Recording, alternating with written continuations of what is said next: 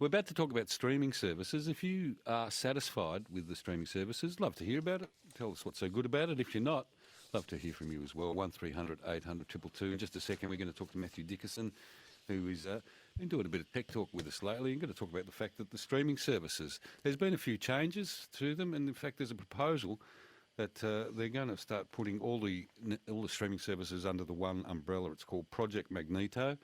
It's a News Corp project, and we'll be finding out the details of it in just a second. Hello, Rod, you there? Yeah, I'm just ringing up because I just got up because I've got to go shopping and etc. But I'm not on the internet. I don't stream. I haven't got a TV, so 25's out. I've just got my analog radio, and technology is screaming ahead. Everybody thinks everybody's doing it, and I'm damn well not. Do you feel like you're getting left behind a bit, Rod? Well, yes, and I won't go into the banks and all the other thing with the internet. It just annoys me, Mike. I enjoy the radio, and that's about it. You're a rusted-on radio consumer. Yeah, I'm in the sticks, mate, and I believe my neighbours have TV reception, but I'm not sure about myself anyway. What, do you have a mobile phone? Obviously not. Yeah, but it's not on the internet. I just use it to text and talk. I'm on the landline at the moment. I've got to keep that because the mobile phone doesn't work properly up in the sticks where I am, and I'm a diabetic, and I need a landline to make sure I've got a chance to get to the hospital if I need it. It's a nice clear line, Rod, I'll tell you. Yeah, the landlines are good. Yeah. Where about, you say you're in the sticks, where are you? About 50k north of Warragul in Victoria. Okay, all right. No worries. Well, look, you stay free of the internet, I think, because life's a lot simpler and easier if you're it is. not hooked The only up. time I want to use it, Mike, the local library at Warragul, I can go down there for an hour. But the other baggage associated with the internet, I don't want to have anything to do with. There are some good things that the internet can provide, Rod, but... and you get hacked and God knows what else. All sorts of things floating around there. Thanks, Mike. Good call, Rod. Cheers, mate. Bye-bye. See ya. There's Bye. Rod. Rod, do you live in Icy Creek, do you, Rod? Vespa, which is next door to Icy Creek. Oh, what an interesting name for a town, Icy Creek. Hey, good to talk to you. See you, mate. Bye-bye. Bye. On ABC Radio. Yeah, we're talking about streaming services. Rod doesn't have to worry about it because he doesn't got the internet, but you probably do, and we'd love to hear what you think of your streaming services. Satisfied, unsatisfied? Give us a ring, 1300 800 222. Rusty in Urunga wanted to say, anybody who likes the Cranberries, check out their Tiny Desk concert on YouTube. I'll have a look at that later, Rusty. Thank you for sending that in. 1300 800 222. Are you satisfied with the streaming services as they exist? Give us a call or text in on 0437 774 774. Matthew Dickerson is a small business consultant. He's also the presenter of a Tech Talk podcast. He's joining us now. Good morning, Matthew. Yeah, good morning, mate. Haven't talked to you for a few weeks. No, you all right? Going very well, thank you. Very well, very overwhelmed with streaming services. It's a bit like that, isn't it? People are happy with their streaming services in general, too happy with their streaming services, as it turns out. There are just so many, and there are so many niche ones that are coming out now. You might love British comedy, so you can get a streaming service that just does British comedy. And in preparation for this morning, I was looking at a range of streaming services, and if I was a keen TV watcher and I wouldn't mind getting on some of those streaming services, if I subscribed to all the common ones that are available, not every niche one, but all the mainstream ones that are available in Australia at the moment, I'd be spending about $400 a month on all my streaming services, which are meant to be low cost, supposedly, Michael. But if you start subscribing to them all, that becomes a problem. And the problem is there might be one show on one streaming service that I love. So what do? Oh, I've got to sign up to that one. Sure, I might sign up for the free trial, but of course I forget about unsubscribing then, or I want to watch that show the next week. So then it becomes an issue. So it can add up to a lot of money if you start going through all of them. $400 a week? A month, $400 a month. Sorry, $400 a month, that's what you said, but that's a lot more expensive than going down to your local DVD video shop. What's that? What's going down to that local video shop? Actually, I remember when I was at uni, it's in Newtown. I was living in Newtown at Sydney Uni there, and I remember seeing this very clever promotion from a video store when the major TV channels were having a certain movie on a Sunday night. They'd actually run some advertising saying, go and hire this same video of whatever was being advertised for that night and watch it ad-free. And I thought it was very clever because you could watch it free to air and you'd see it, but you'd get those interruptions. You're in a drama or a great show you're watching, then suddenly pops up an ad.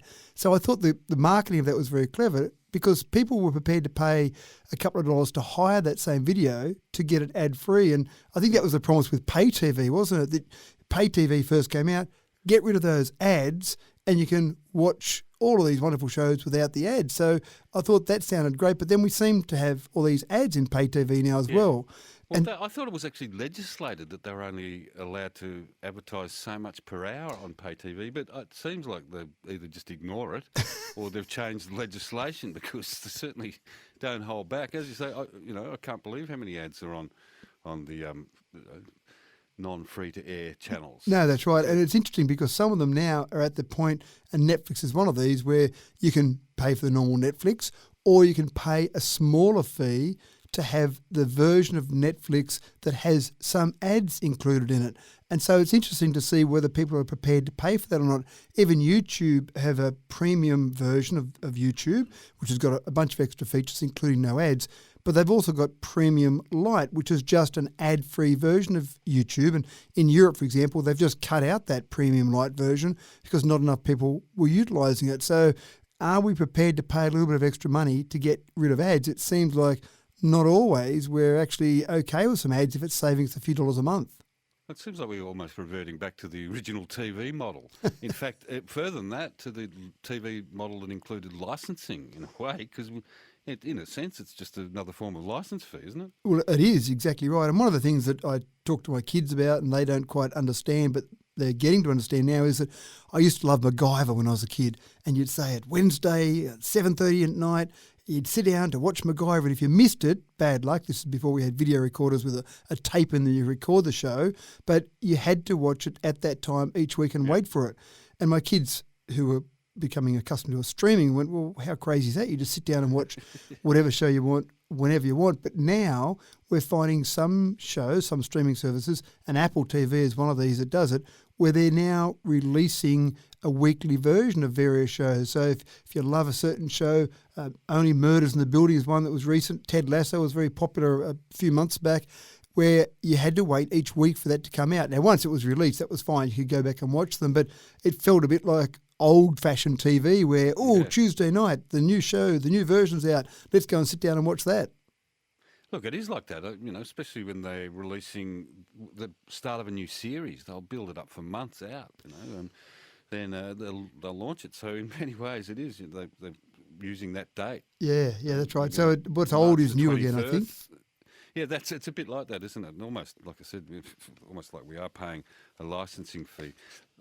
Now, you mentioned here in your newsletter that there's a lot of people who, or there's a Project Magneto, which is going to be launched soon, and it aims to bring all the streaming services under the one umbrella. So you're just paying the one fee, but you will have access to all the streaming services through that fee.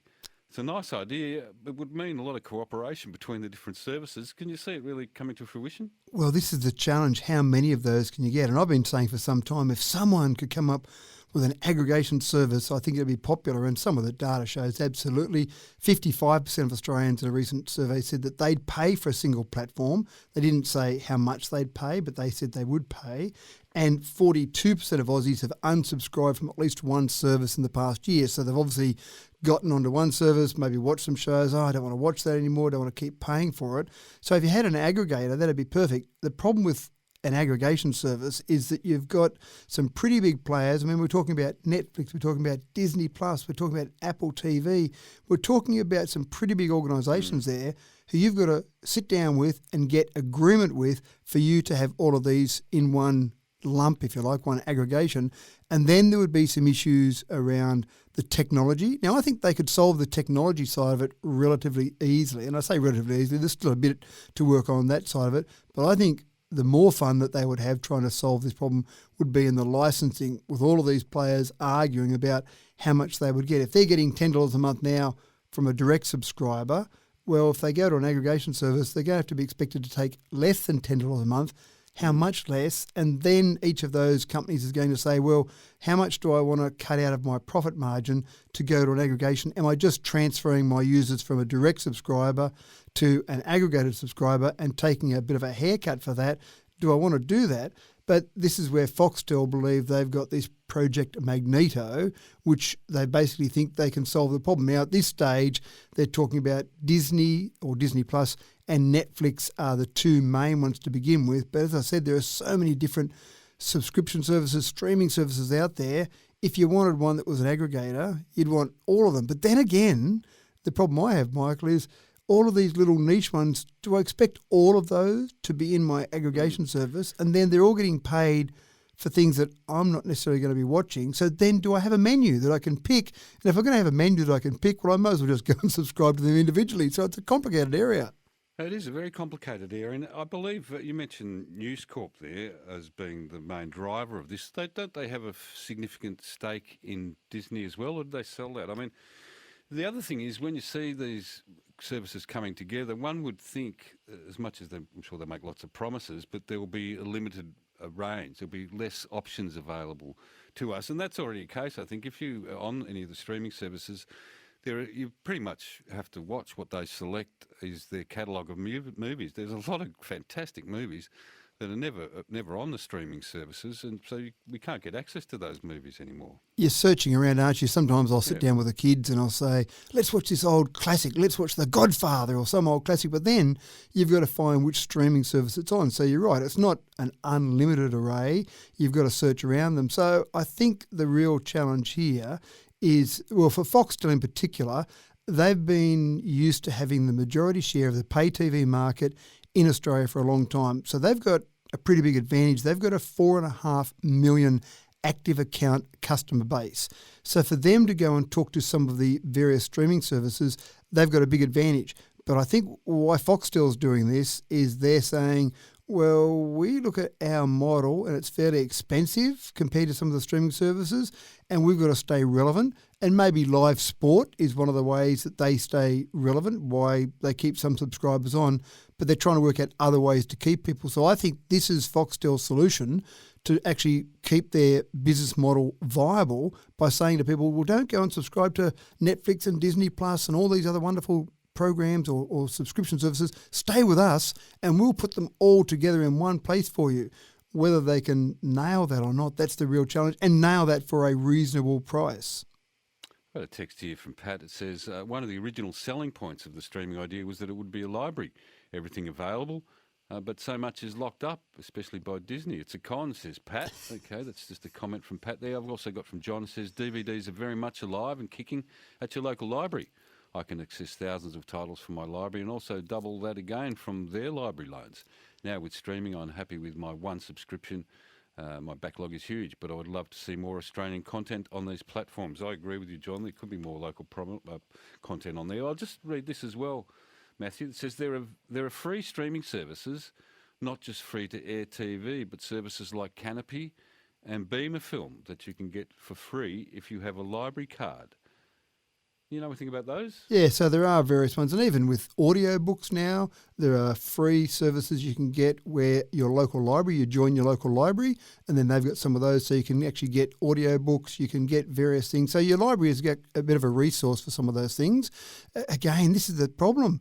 You've got so many different little services, and what have they got? What movies have they got? What TV shows have they got?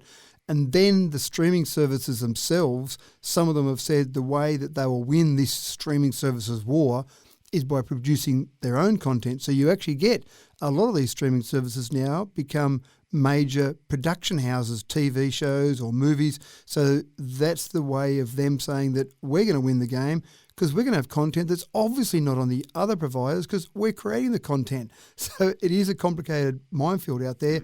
Australian content, you mentioned that. Yes, there are streaming services that just have Australian content on there. Great, but there's another streaming service, so this is what makes it so hard. Yeah. A number of high-profile directors have been fairly critical of the fact that these services are starting to produce their own films, and they suggest the quality isn't what it was in the glory days of Hollywood, and certainly the Academy have been a bit resistant to recognise them. So it is a very interesting space, and we'll see what happens. Love to hear from you, though, this morning, 1300 800 222. In particular, are you satisfied with the streaming services as they currently stand? 1300 800 222. Or do you lament, like me, or miss the old video shop? Because it seemed like you had a much bigger selection. We thought we might start with a briefing. Our brief. For business tips you should really steer clear of. Check out The Funny Business on ABC iView. This is in the cone of silence. Already on the radio. Office hacks with Fisk. Are you listening? Yes. And success tips with Utopia. It's got to be something that's shovel-ready. Plus, Documentary Now, Queen of Oz, and so much more. Loving them. I know. It's all the funny business you could want. People won't know what hit them. And you can stream it all for free on ABC iView. On ABC Radio this morning, talking all about streaming services. Are you happy with them? Not happy with them. 1300 800 222. We've got Matthew Dickerson, small business consultant and presenter of a podcast called Tech Talk. We'll head to the phones, Matthew. Yeah, sure. Sounds good. Okay, go. 1300 800 222 is the number. G'day, Philip. Hello, how are you? Yeah, good, thank you. What did you want to say? I would like to talk about audio description with streaming. I mean, we don't get. You may pay for subscriptions, but you don't get what we want to, so we can't enjoy movies like everybody else being totally blind. Okay, so there's no audio description available? There are audio descriptions available, but really not much. If you go to Netflix, for example, you may pay $10 a month, but you might click on only on Netflix. That list there only has audio descriptions only out of hundreds or more. That's just one. Right. Foxtel in the blind industry, people can't enjoy streaming through there because they can't enjoy a show because audio description. Your ABC iView is finally getting it. It's been coming out with some shows and that kind of stuff, but there needs to be a lot more out there. So, because we can enjoy movies still like everybody else, even though we can't see. Hey, what about free to air, Philip? Free to air? Yeah, is there any audio description available on free to air at all? No, not really, no. Oh, okay. Okay, really good point you're making there, Philip, and thank you for ringing in about it. I mean, this was one of the promises, wasn't it, that when we got streaming, that it would advantage people like Philip there, and they would get increased services. But it sounds like it's a bit patchy there, Matthew. Yeah, and one of the things is that with these major companies, they're going to cater to the mainstream. They're going to cater to the majority market first of all. And there's been a bit of a movement, and I've actually seen some information coming through from people that might have different issues and being blind or being low vision and having some way of being able to have the audio description, even with the process, if you like, of having some sort of description of what's happening in a show or a movie. So you can listen to the show, sure, but you don't know whether they've changed the scene. And so having that audio descriptor as you're watching a show, for you and I sitting there, Michael, we can see that they've now changed and they're standing on the dock. But for someone that can't see, they don't know they've gone from someone in a boardroom situation to standing on the dock. You might hear a little bit of noise in the background, you might pick up on that.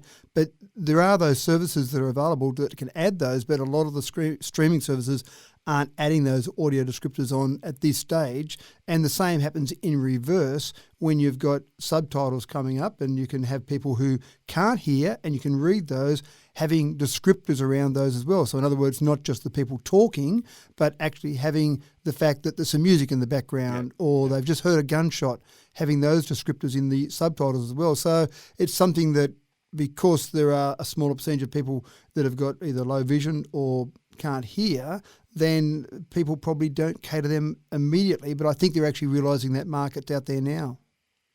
Yeah, look, I must say that because I watch a few movie every now and then late at night when the house is trying to sleep, so that being able to read what's going on is quite handy, I've got to say.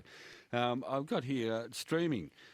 Because they're experiencing hard times, my young neighbours refuse to spend money on nothing and are now raiding my DVD collection instead. I reckon the challenge there, Michael, is finding someone with a DVD player. It's one of those things that it used to be ubiquitous. Every household would just have a DVD player sitting there, and you'd go and hire those DVDs, you say, when we moved on from video cassettes. But now, gee, how many places would still have a DVD player in them? We've still got one, Matthew. Have you? Yes. We've got a couple of classic series DVD series that we've kept, and we pull out every now and then those favourite comedy series like, Mr. Bean or Yeah, right. Adventures of Lano and Woodley. And every now and then you pull them out, and it's great to be able to access them when you want. So DVDs, as much as we hear they are on their way out, they're still around for a little while longer, let's hope. Sean in Penrith. G'day, Sean. Good morning, how are you guys? Yeah, good, thanks. What do you reckon? Mate, I don't have one streaming service in my house.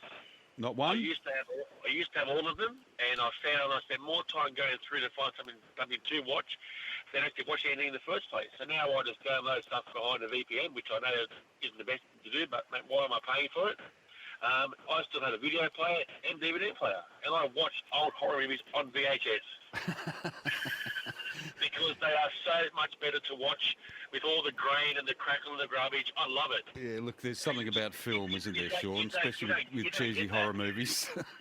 Yeah, 100%, mate. Yeah. Like I watched 1931 Mummy, 1930, 31 Frankenstein. They're just brilliant. Fantastic. And they're all cleaned up now, and it's so much better. And look, Way they're better. almost meant to be seen on film, you'd have to say, some of those movies there, Sean. Absolutely, mate. Like I love all those early horrors. Like the ones nowadays, they're all cinema effects and computer. Back in those days, it had to be all done by hand. It was fantastic. A lot more imagination involved, I reckon, Sean. Yep, absolutely, absolutely. No, really good point you make. So, look, you've had them all. You don't anymore. You're not missing them, but you are sort of going through the back channels, we'd have to say, when you really need to. Yep, that's right. Exactly. Yeah, cheers, Sean. Thank you for that. Maxie, we should talk a little bit about the back channels because there are ways around this, aren't there? I mean, still, you can sort of sneak in and access some of these streaming services cheaper than you might otherwise. Yeah, that's right. And it really did start off at one stage when people were downloading music illegally, of course, and that started this whole streaming concept in terms of music, and then it's moved on to obviously TV shows and movies. Obviously, we would not be recommending on this show, Michael, to be out there using any illegal service. We've got legal services to go through and do that. But certainly people are accessing various things along those ways. And some people, it's a bit like the old days. Remember when people used to go in, there'd be a new movie that had come out, the new Star Wars had come out. And so people would sneak into the cinema and they'd videotape it. And then you could find this under-the-counter copy of some scratchy video that someone sat there with a video camera, and you'd see someone move past and they'd get this bit of a vision of someone walking past with some popcorn.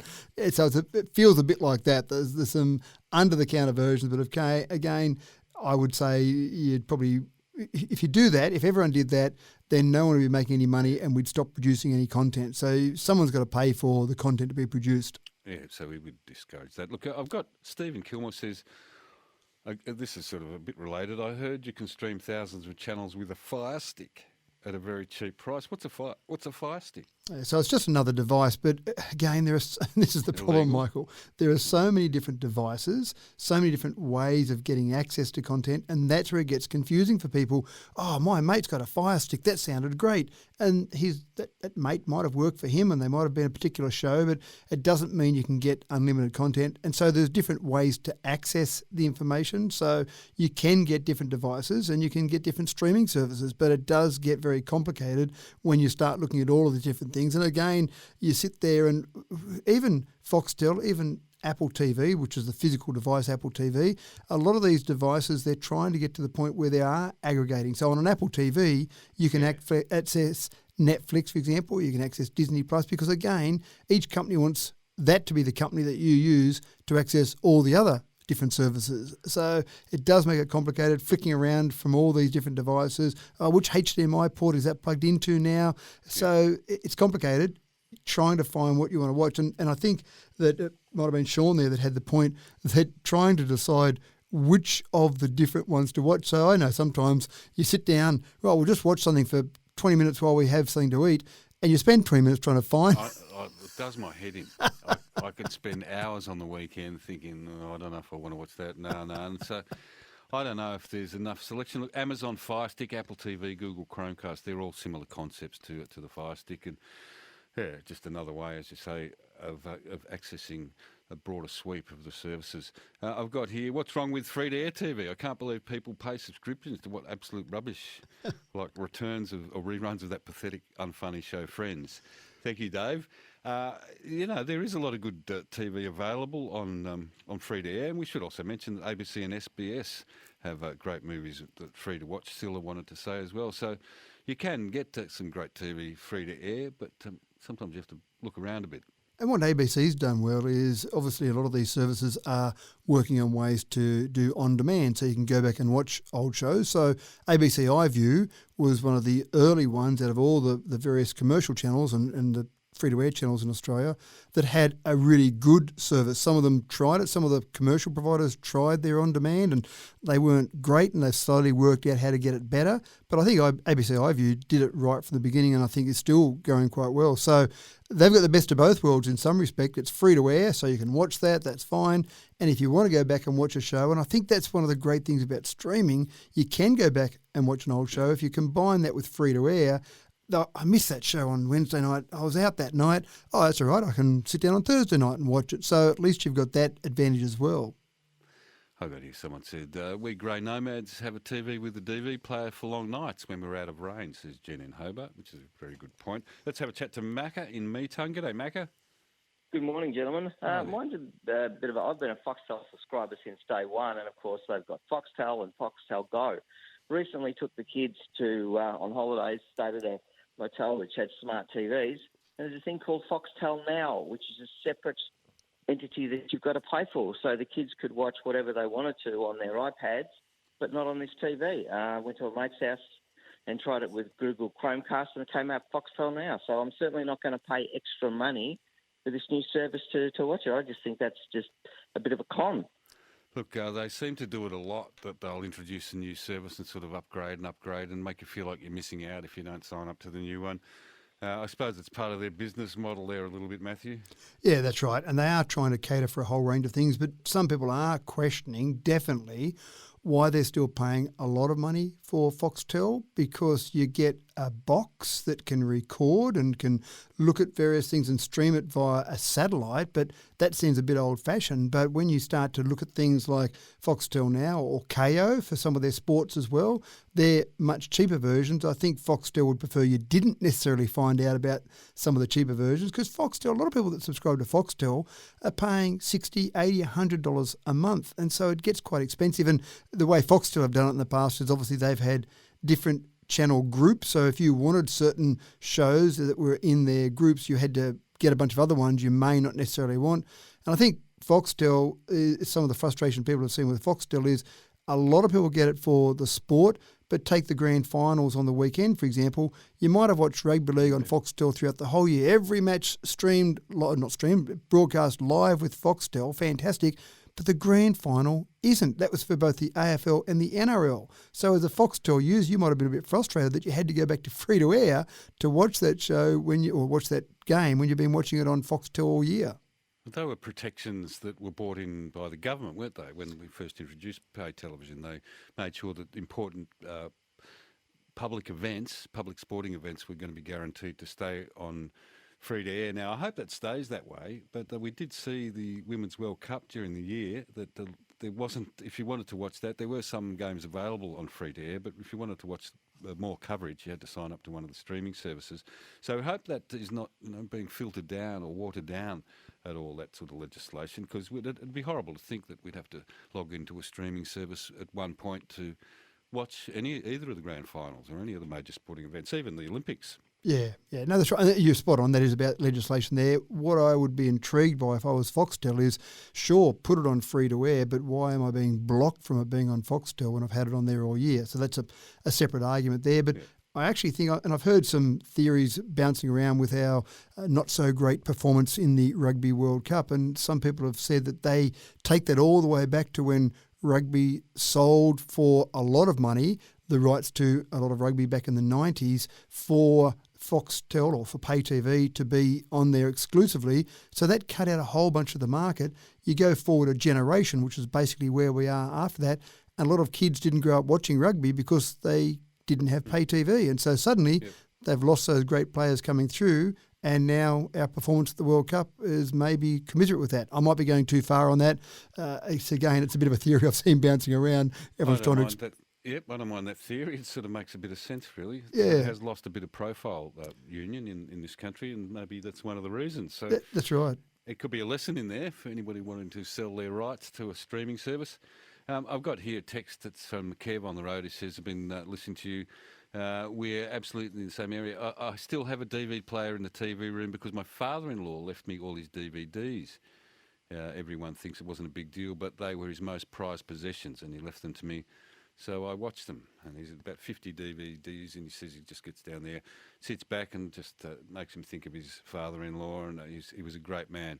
So there is that. I mean, a lot of people have got fantastic DVD collections. People have got whole walls full of DVD libraries. They're not going to throw them out, you wouldn't think. They're going to be there as a memento for them to watch in time immemorial. Trying to work out what to do with them. And it's interesting because Netflix have just closed down their last DVD distribution plant over in the US.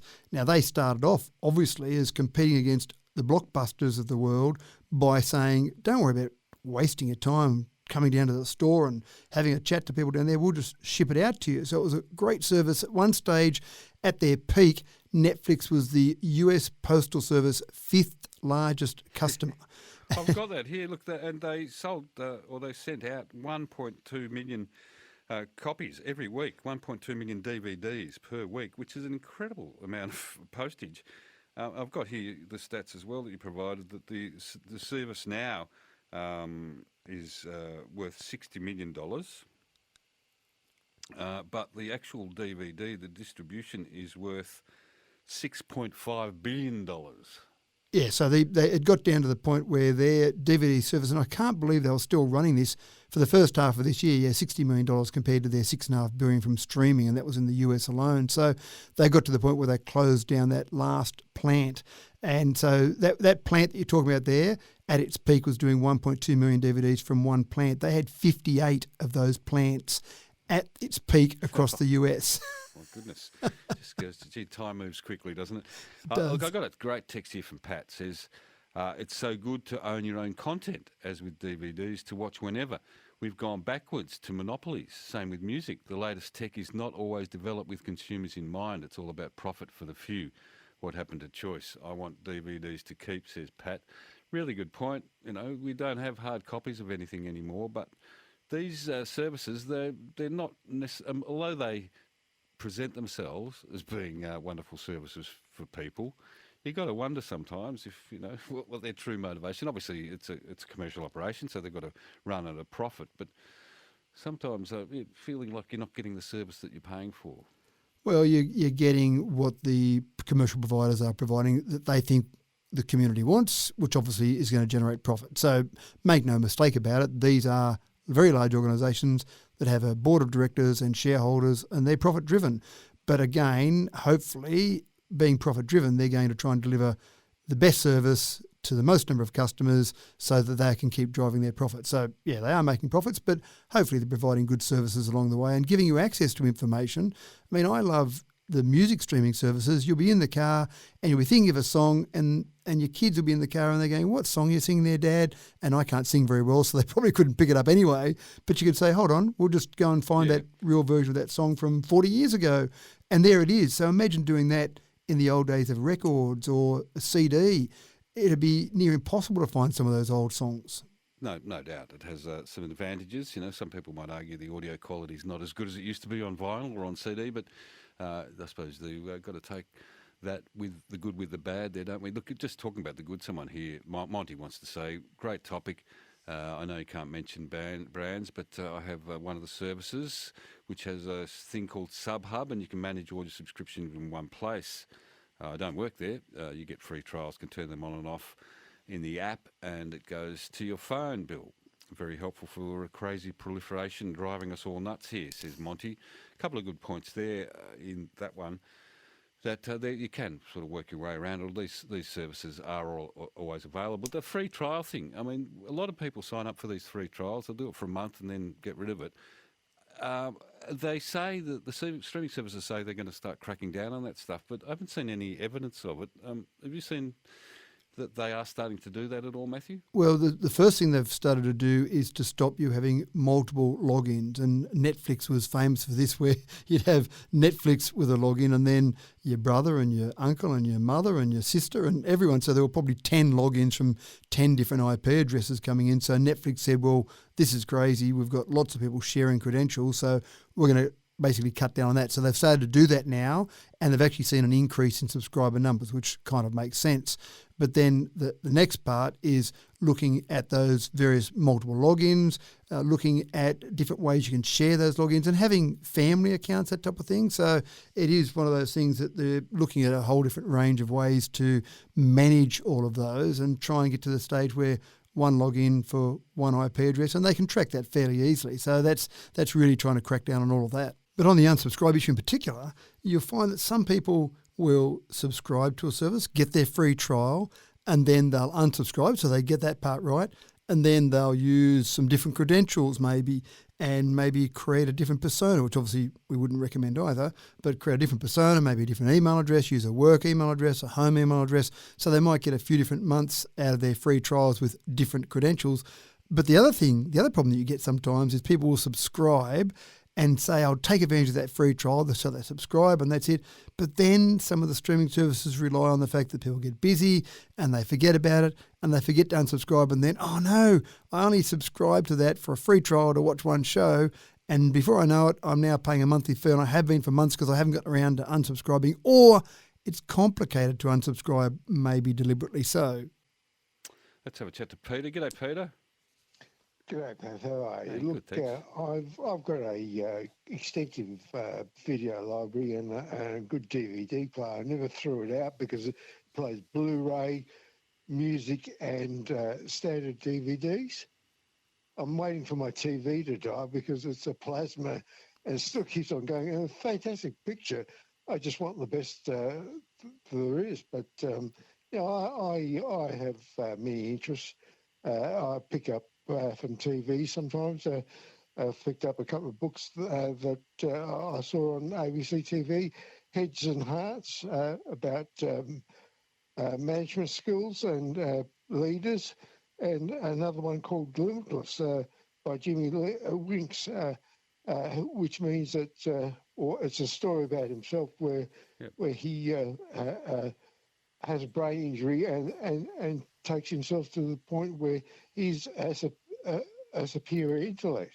Okay, look, I mean, you're talking about some literature there, but I mean, some of the points that Peter makes, again, having a big DVD collection can be a wonderful thing. You can dip into it any time you want and watch the movies at your leisure. So we'll just take that as a comment from Peter. We'll have a chat to Simon. G'day, Simon. Simon, you there? Yeah, mate, I am there. Look, I enjoyed the football from the Brisbane Broncos point of view. Just get a bit closer to your mic there, Simon, to your phone if you could. On speaker, how's that? That's much better, yep. Yeah, look, I enjoyed the football with the Broncos this year by having the streaming service with a capital K, but also being able to stream in Maury on the radio too, which really works in with the ability to have a great commentator and no disrespect to the KO commentators, but obviously I'm an ABC nut at 4 o'clock in the morning. Be doing it as if I didn't love you, but I agree with what you said about rugby. I mean, I was a casual rugby watcher. Used to watch the Reds every so often if it was on TV, if nothing else was on. I hadn't seen a Reds game in 50 billion years since that, and of course, and if you paid a streaming service to watch the Wallabies, you should get a refund. So. But anyway, Simon, do you watch any of the Premier League? No, I'm a boring old Maroons Queenslander who's got a probably broken nose from watching too much rugby league and going to a nudgy college. I had my head up some scrum, so I've never got into that. All right, mate. Well, sympathies about the Broncos this year, mate. I know. Mate, you just dug the knife in again, buddy. No, it's all good. I was trying to offer you some sympathy. I went to the big dance, and I'd love, I tell you what I'd love if it was possible, for streaming to be absolutely spot on with the actual action, so that I can not predict what Maury's going to say. Yeah, look, I've got a question. I want to ask you about how easy is it to match the TV with the commentary? I mean, Not hard at all. You actually have, the result is 15, 20 minutes later than it actually happened. But when you're in the confines of your house and you're throwing lemons at Nathan Cleary, it doesn't really matter because. Fair enough, Simon. Hey, look, mate, next year, okay? Hey, Pav. Young team, the Broncos. You'll be right, mate. Yeah. 2024. Well done, Pav, and you're doing a great job replacing the guy who bowled underarm in the cricket. Good on you, Simon. Thanks. Of course, we all know that wasn't that Trevor Chappell. We used to do a bit of that with the State of Origin. When Roy and HG used to do State of Origin, we used to actually watch the State of Origin, and Roy and HG tune in. But yeah, sometimes it was a bit out of sync. But it's a good way to watch some footy sometimes. Look, speaking of sport that's missing out, the cricket to me is sort of teetering on the edge a bit. There's a lot of cricket that's not on free-to-air these days, and sometimes you don't even know the Australians are playing cricket because they're not on free-to-air, and you sort of have to search it out.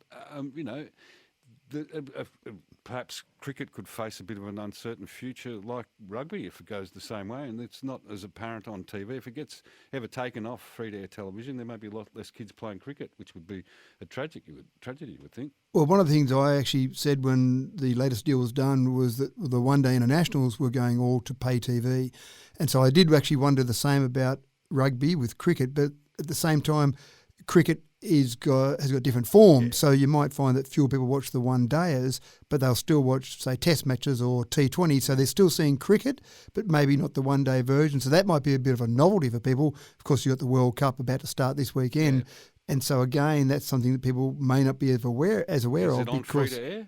Well, it should be because of the legislation, but I've only seen it advertised on Foxtel at this stage. Me too. So let's see. Look, just quickly, I'll leave you with this text.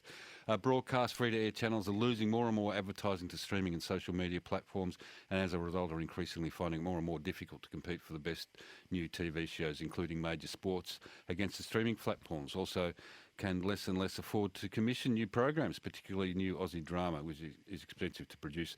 That's a really good point that George is making there, and I think it's a good one to leave the segment on, Matthew. It's been great talking to you this morning.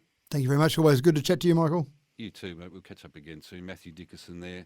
The news is coming up. After the news, Warwick Long's going to be joining us, and we're going to talk about nuts.